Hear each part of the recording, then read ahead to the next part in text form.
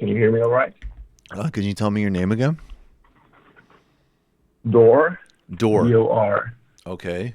What's on your, where are you calling from, Dor? Yeah. I'm calling from Israel. How you Um, doing? What's on your mind, man? just sort of about calling in, getting your take about the elections. Um, I've been somewhat peer pressured by my other leftist friends to, I'm sorry about the cat, No worries. to not vote for like an actual leftist party, but rather to like this new central party Mm-hmm. that its whole purpose seems to just be able to, depose Netanyahu, get him Right. out of office. Mm-hmm. But in terms of like the peace process or anything, they don't really have anything. They don't really have much of a vision in place. Right.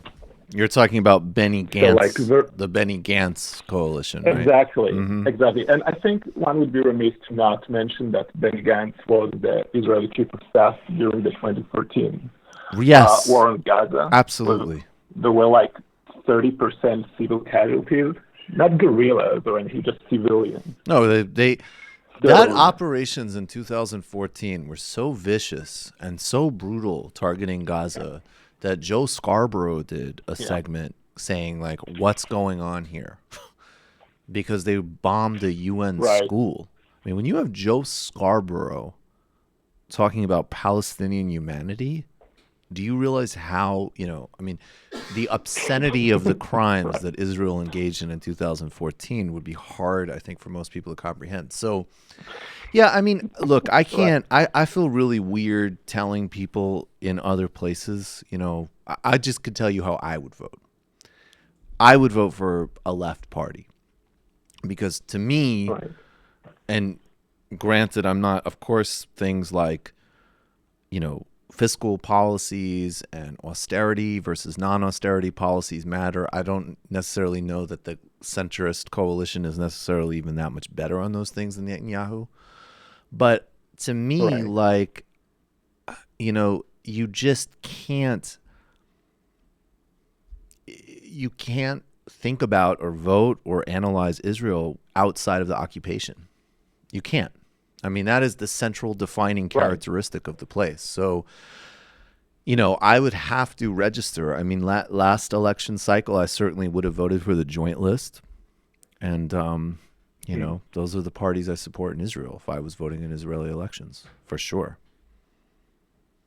right. Now, I also think, and tell me if I'm wrong, that there's some utilitarian value for keeping Netanyahu rather than replacing him with a new face that Hmm. the world still hasn't learned to despise, so to speak. I think there is a truth that Like, Netanyahu is very easy to dislike, and he's, a horrible brand ambassador for Israel, and he's distinctly unlikable. I think that that's and that's a true. good thing, That's probably a good thing. I mean, from I an think. American context, he's put himself in the context of, House Republicans, right? I Like, mean, when you have Beto O'Rourke, which he did Right, again at a campaign rally yesterday, saying Netanyahu's a racist, Netanyahu's doing some work for slightly clarifying. Although it also goes the other way because he's such an obvious villain and he's such an obvious creature of the far extreme right and a Republican yeah, that it's easy to personalize a policy to him that, as you know, is a policy, right? Like, and there's a lot of structural factors behind where Israel has been, and then even more so, like where it's going, right? So I think it goes both ways. I think in some ways, yes, Netanyahu obviously is horrible for the brand of Israel because he's just such an unlikable person. But on the other hand, there's going to be, I think that's actually going to be the new democratic move, right? It's increasingly right, untenable to defend Israel if you're running any type of modern center-left campaign. So what are you going to do? You're going to isolate it to one particularly unlikable person versus a policy that, frankly, I mean, as you know, literally goes back to 1967. I mean, these are, and the expansion of settlements has actually, and sometimes the rate of increase has been faster under labor. And I think, a guy like Ehud Olmert, who I actually really, where I differ from some other people on the left, I would not put him in the same category as Netanyahu. I do think they represent different things. But I also know that, he is responsible for incredible war crimes during his tenure as prime minister. So, I don't know. I don't know the answer. I know how I would vote. I would vote for a joint list candidate, for sure. Right. You wouldn't be going like being strategic about it, and because I think it's sort of parallel to the dilemma the leftists have in America for 2020. Mm-hmm. Are we being pragmatic with our vote, or are we voting what we want to, ideologically? I wonder, you could be right. I just don't know if, to me, like in the United States, there's still enough, even in the worst possible choices, right? Like if Hillary Clinton's kept in the Iran agreement and you saved a couple of Supreme Court seats, that already is enough of a material difference on people's lives. Now, again, I'm speaking from the perspective that maybe if you were to tell me that there was a party in Israel that was terrible and, totally pro-apartheid and so on, but was going to significantly reverse austerity and privatization, then I would say, look, that's a more complicated choice. I don't know what to tell you. But my understanding of voting left in Israel is that, in fact, like the joint list parties are also primarily socialist. So you're sort of registering what you want on domestic policy as well. When I see these centrist parties run, it seems to me that the primary agenda is just that Netanyahu's an asshole and will look better internationally without him. No difference on domestic policy and no difference on foreign policy. So, that's kind of where, yes, I think if you had someone like Olmert running saying that I'm actually going to, these are the specific concessions I'm going to get. Like, I'm pretty open about being a sort of a binational democracy guy. But if you had a campaign that set off one candidate saying we're going to give up the West Bank, no bullshit, and pull out of Gaza versus Netanyahu saying I'm going to annex the West Bank, then I would say you got to vote pragmatically. I would say that. But that doesn't seem to be an option right now. Yeah, that's what I'm feeling about it. Oh, by the way, the Centrist Party had an election ad, and there's this extra there, and it kind of looks like Seder. I could send it to you by the IM thing. Okay, that sounds funny. We'll take a look at that. Okay. We need Israel to do better, ostensibly. All right, good luck, man. Thank you. Yeah. Thanks. All right. Good luck. Take care.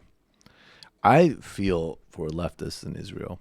I feel kinship with leftists everywhere, obviously, but it really sucks to be on the left in Israel, man.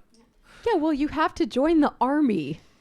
You have to join the army. You have to... I think what people really don't understand about, there's all these fights between, say, like leftists and liberals or whatever. And some of them are real. Some of them are actual things that matter. Some of them are just sort of silly brand positioning. But you have like a basic, there's some sort of shared parameters on I'm not even talking like ultra woke stuff, but just like super basic, like, hey, racism is bad, right? And I'm telling you, you go to Israel, that is not the ball game. They're they have Moretz is the closest to Democratic Party positions on this stuff. And they are totally obscure marginal party at this point. And Labor is not like that. Labor does not echo those same sort of basic civil society sentiments. It is a massively racist society and only getting more so. Oh, but I hear there's a viable candidate who wants to legalize marijuana. So that makes it all okay. Right. That's a good point. Let's actually play this. This is important. This is some video footage from these what's happening in Israel on Election Day. So several years ago when Netanyahu ran for re-election, he put out a video at the last minute warning that Arabs were coming out to vote, and said and affirmed that he opposed the two-state solution. He reversed himself after he won, but everybody knows what his position is. This time, with the active support of the Trump administration, he's promised to annex the West Bank, which again, this is just a formalization of what already is so, but that is a formal apartheid declaration. I mean, that is, we are going to, into perpetuity, govern another group of people and control their movements and bodies, and they're not going to have political representation. Now, again, that has been the case for decades, but there's always been the notion that in the mainstream, we'll stop that at some point. And clearly they won't, and clearly that's not where his political coalition is, but they're stepping off of that. Then there's the question of what's inside 67 borders. Is there a real democracy? And it is more complicated, and it's different than obviously being in the West Bank or Gaza, but it is not a full democracy for everybody. And this is reports, and granted, this is some of the complexity of Israel, because in this case, apparently election monitors and police are actually disrupting this, but these are this is a young man who says he's from Likud and Netanyahu, and he's putting cameras inside Arab voting stations, Arab predominant voting stations, to apparently monitor them while they vote. And the people are saying, what are you doing here? And he's saying, like, I was sent by like the governing party to do this. You can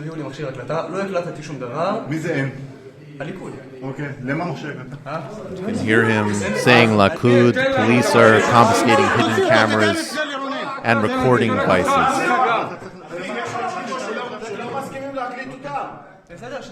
זה האזנת סתר, נכון? תוציא את זה, תן לו את זה לשוטר, או תן לי וזהו. יאללה. איזה שעה?